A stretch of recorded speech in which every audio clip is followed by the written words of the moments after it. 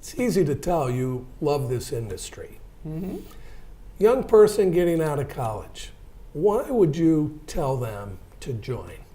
I don't think you can have more fun in a job than you can have in advertising, especially now. You know, if you like to wake up every morning and to have the world different in a way that you have to figure out what to do in it, then this is a great industry. On top of that, I mean, it's the people who are in the industry. Working all day with creative people is the most fun you can have. It's a treat. They're creative about everything. And I also find people in advertising very involved in culture and what's happening in the world. So you have these sort of interesting, alive, funny, outrageous people who you think with every day and come up with new solutions. And then of course, if you like words and music and pictures and film, that's what you do all day. You play with that stuff. And so I find it exhilarating. I've just loved it. It's never felt like work to me.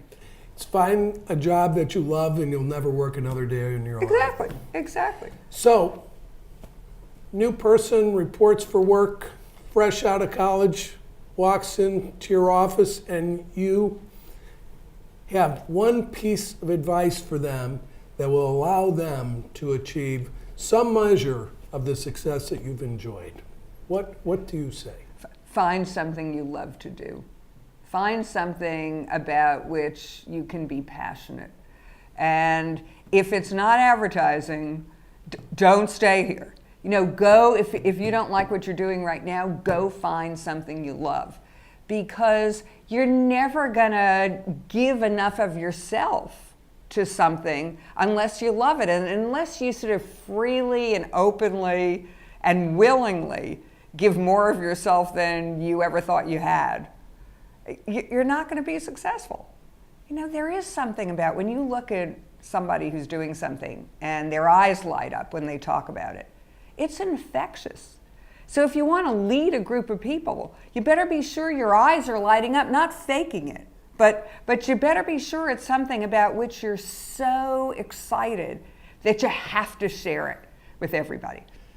Well, you've infected me, and I've been in the industry 35 years. That's good, David. Good.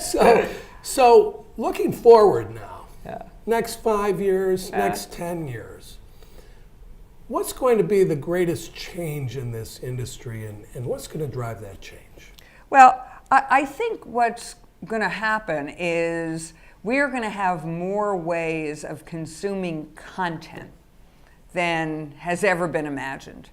And I think as a starting point, we all have to be agnostic about how an individual wants to consume content. Because they're just going to have so many choices and so many ways they can do it at different moments of the day that you just have to accept that. And so I think the real challenge for the next 5 years is learning how to use all these content places, content providers as advertising. Because just taking, sort of a small space print ad and putting it on a screen is not necessarily the most compelling way to get a message across. We have all this interactivity now. And when I was a girl and working in direct marketing, we used to try to imagine what it would be like if we could actually talk in real time to an individual and tell that person about our product and service. And then that person could talk back, and then we could talk back. And of course, we couldn't do it. But everything we did was to try to simulate what that would feel like. So now we can. And I think we're just in the infancy in this industry of trying to figure out how to use that ability to talk one-on-one to a person at a moment when he or she indicates that they're interested in what we have to sell, and to be able to close the sale. And so I think that's the next 10 years of our industry. Exciting times ahead. Indeed. Indeed. Not for the faint of heart. Thank you, Shelly. Well, it's been great, David. Thank you.